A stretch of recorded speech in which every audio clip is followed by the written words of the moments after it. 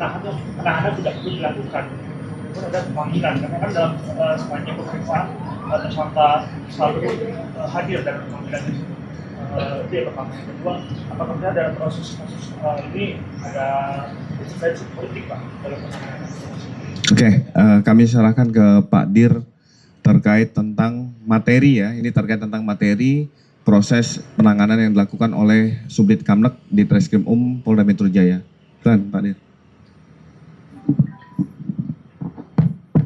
Pertanyaannya luar biasa, tajam. Baik, terima kasih rekan-rekan sekalian. Sebagaimana tadi diinformasikan oleh Pak Kabid Humas, bahwa hari ini kami melaksanakan pelimpahan tanggung jawab tersangka dan barang bukti atas dugaan tindak pidana pencemaran nama baik maupun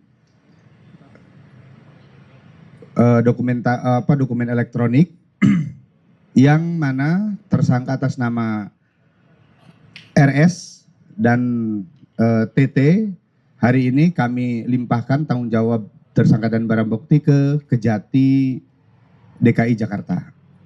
Tadi ditanyakan terkait dengan penangkapan maupun penahanan ataupun pemanggilan.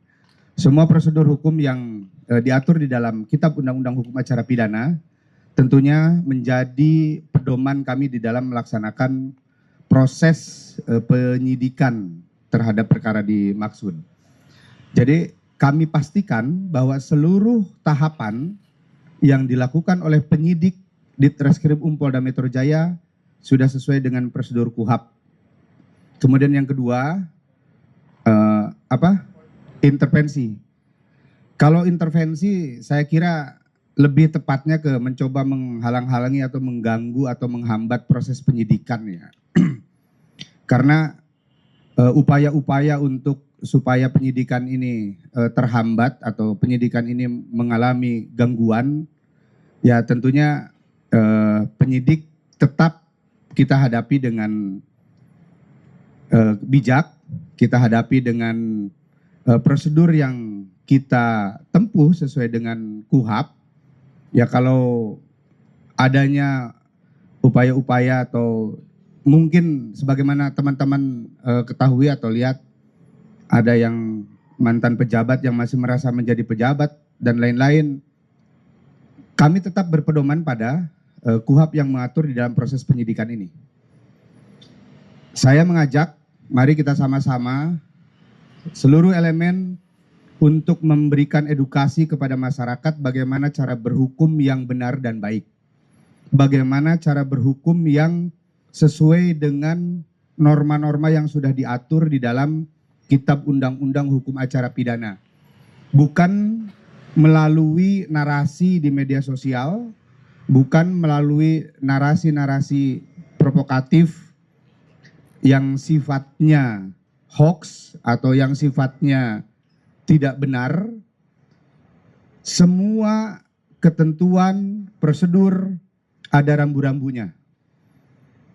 Kalau ada hal-hal yang merasa tidak tepat, ada mekanisme yang disebut pra-peradilan. Atau apabila menemukan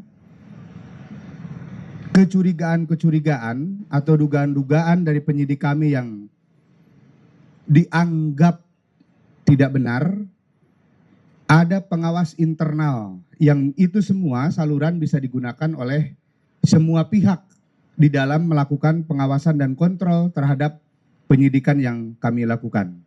Saya kira itu ya. Penahanan, kita berisikan nama yang kemudian menjadi tokoh-tokoh yang mendukung penahanan tersebut. Ini prosedur seperti apa, sejauh mana, apakah ini akan mempengaruhi tahap 2 atau bagaimana? Hari ini tanggung jawab tersangka dan barang bukti sudah menjadi tanggung jawab dari pihak jaksa penuntut umum. Jadi prosedurnya silahkan diajukan ke Kejaksaan Tinggi DKI. Oke. Ya.